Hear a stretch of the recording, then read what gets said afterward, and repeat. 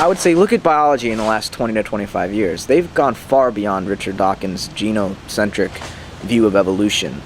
Complexity science, systems theory, these are allowing us to model the processes which arise globally when we start talking about life.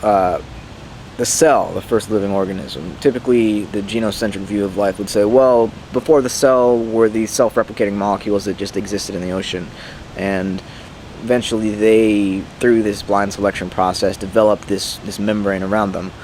But I would argue that life, the essential quality of life, is not the DNA or the genes, but rather it's the cell. It's this emergent property which molecules, when they get into a certain relationship with one another, become.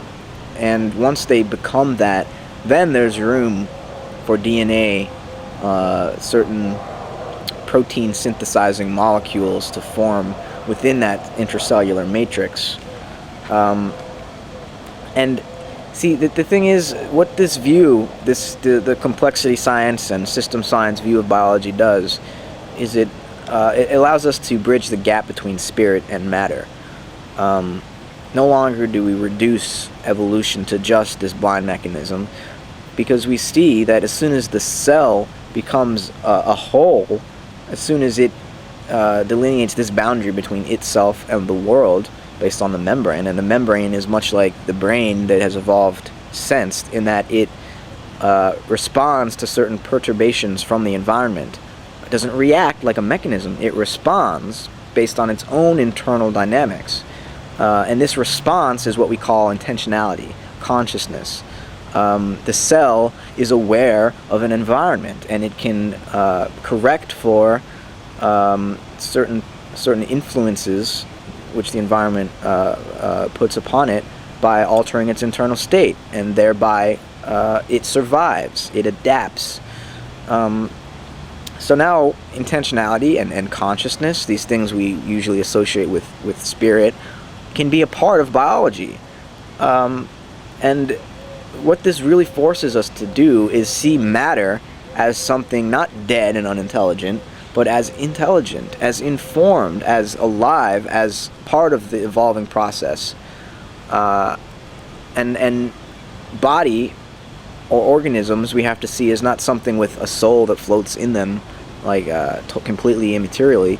The soul is the process, the ongoing organization of the body that is synonymous with our internal experience. We experience the inner organization of our body, of our neurons. So it's bridging the gap, complexity science and complexity biology, systems biology. It's bridging the gap between spirit and matter. Whereas the Darwinian reductionistic gene-centered view of biology is misconstruing the facts of, the organism itself. DNA is not self-replicating. It replicates in the context of the cellular matrix. It requires that context and that relationship between all these other components in the cell to do what it does. It's not.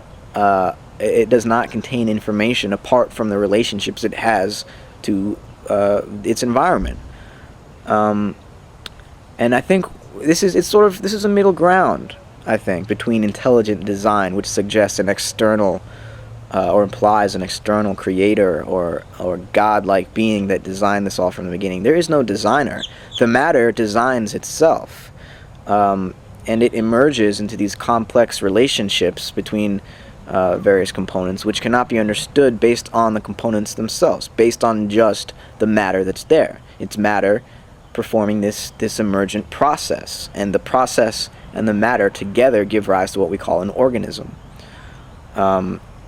So, the ID critique of Darwinianism is right on. There is more complexity in the biosphere than can be explained through just natural selection. Does this mean natural selection is not operating in evolution? Of course not.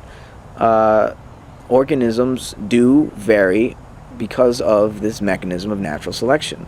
But all of the order that we find in the biosphere is not and cannot be a product of just natural selection. There is intentionality. There is the selection by the organism of itself.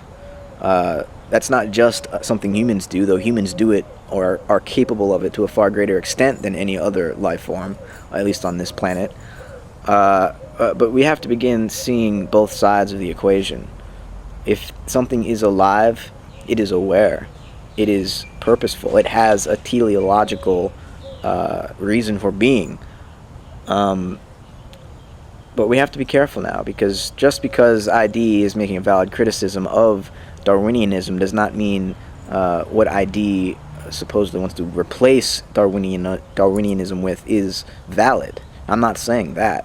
I'm just saying the critique is valid, and that the complexity sciences and systems theory allows us to, based on that critique, find a new way of understanding biology and life, and really ultimately the human condition.